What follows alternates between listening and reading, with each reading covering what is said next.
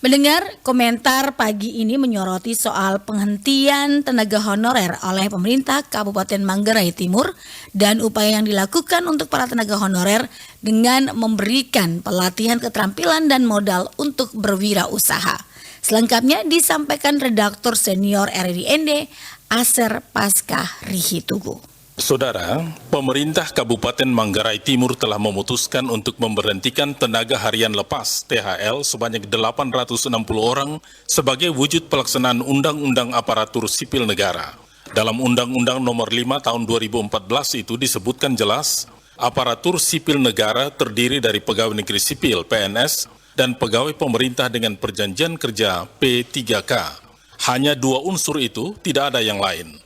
Fakta di lapangan selama ini, salah satu unsur penggerak roda pemerintahan di daerah adalah pegawai kontrak atau sering disebut dengan berbagai istilah seperti honorer daerah, tenaga kontrak daerah, atau tenaga harian lepas. Pada instansi tertentu, tenaga harian lepas malah menjadi andalan karena rata-rata memiliki kemampuan IT yang lebih baik. Penghentian kontrak kerja tentu menyakitkan bagi para tenaga harian lepas, apalagi jika sudah cukup lama mengabdi. Tenaga harian lepas yang tadinya tentu berharap dapat diangkat sebagai PNS atau P3K akhirnya harus menanggung kecewa. Pemerintah Kabupaten Manggarai Timur merencanakan kompensasi bagi tenaga harian lepas. Selain dalam bentuk sejumlah uang, juga akan memberikan pelatihan keterampilan bagi THL sebagai bekal untuk memulai usaha mandiri. Setidaknya kompensasi bagi tenaga harian lepas dalam bentuk uang dan pelatihan keterampilan ini diharapkan dapat mengobati rasa kecewa dan membuat mereka tidak merasa dibuang begitu saja.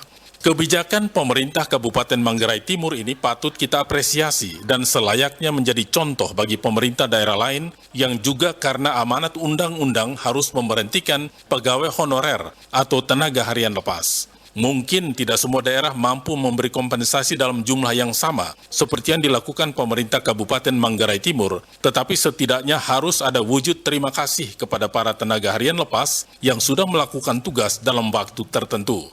Tenaga harian lepas atau apapun namanya yang sudah terbukti pengabdiannya jika terpaksa harus diberhentikan perlu diberikan kompensasi yang layak, apakah dalam bentuk uang sebagai modal atau pemberian pelatihan keterampilan.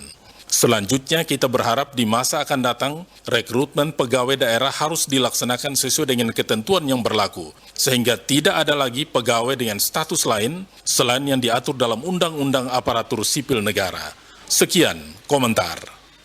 Sekian warta berita pagi hari ini. Mewakili kerabat kerja yang bertugas, saya Femi Sareora. Selamat pagi.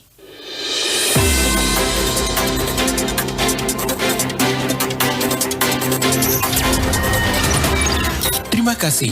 Anda telah mendengarkan Warta Berita Produksi RRIND.